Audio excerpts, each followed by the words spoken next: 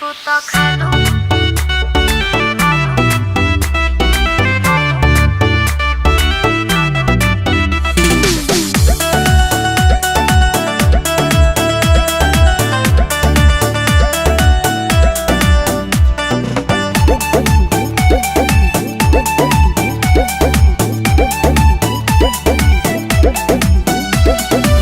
रहनी कुआरे में हम नेहा कर खोजलुए भौजी दुल्हवा पिया का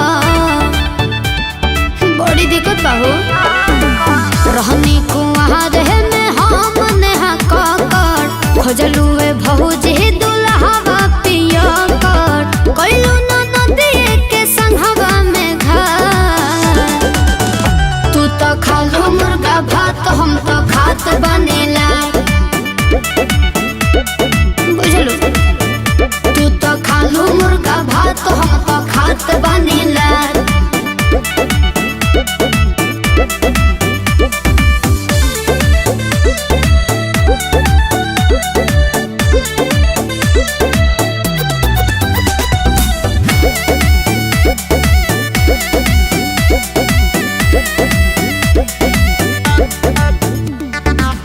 पियावा के सुख हम तो कबहू न पैने ए कहूँ लइकावा के मम्मी न भैने का कहियो। पियावा के सुख हम तो कबहू न पैने ए कहूँ लइकावा के मम्मी न कहने। हमरा जगे रह तू तो तोहरो बुझा। तू तो खालू मुर्गा भात हम तो खात बनेला। तू तो खालू मुर्गा भात हम तो खात बनेला।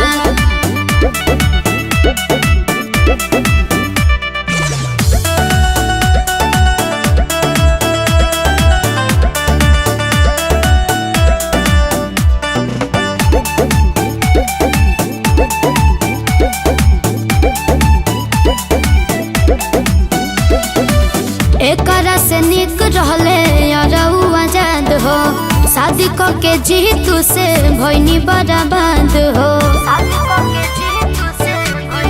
तोरे कारण। एकरा से निक रहले अरऊ आजाद हो शादी क के जीतू से भइनी बर्बाद हो।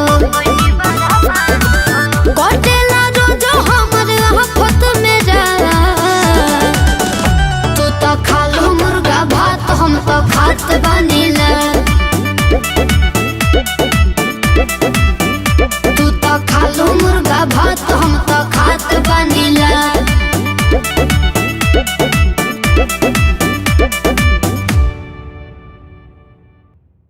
तू तो खालू मुर्गा भात हम तो खात बनेला